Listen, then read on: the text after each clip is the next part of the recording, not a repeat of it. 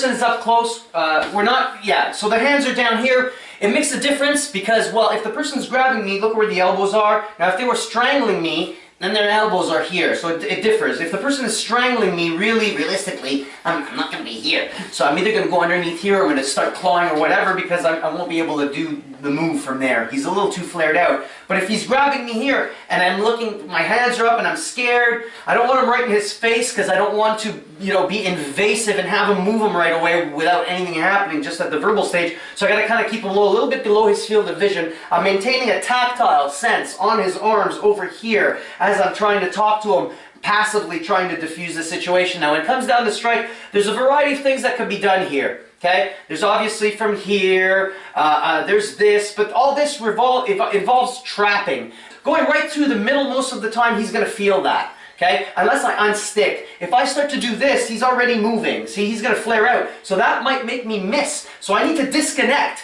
from his arms in order to get into his face. And the closest weapon to closest target application at this point, if I do disconnect as I'm going here, yes, I have the thumbs towards the eyes. However, him grabbing my shirt doesn't mean warrant eye gouging him. It's not that severe a threat, unless he had 7 friends sharpening their blades behind him. If this is just a one-on-one and he's grabbing me, I'm like, wah! Okay? No, too much. So my hands are here, I disconnect. As I disconnect, I flare out. Now look at my hands. Look how close they remain to his face and ears. So I don't do this, right? I disconnect here, I flare out, and I pop him right in the eardrums. Boom, here. Okay? It's literally this. So I have to tell my partner to see if I'm doing it correctly. Okay, Chris, if you feel me doing this, like flare out, don't let me grab your ears, right? So if I start to do this, see, that didn't work.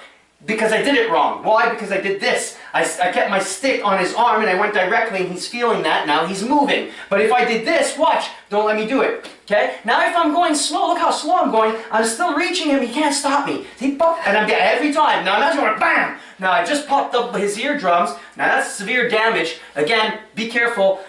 At best, if you pop an eardrum, it takes about 6 weeks to heal. 6 weweeks to heal because it's such a, right? And you can't, it's horrible hearing because you sound like you got a tin can over your thing. At the worst, you're rendering the person deaf for life. Now, how do you train this? Slowly, on the pads.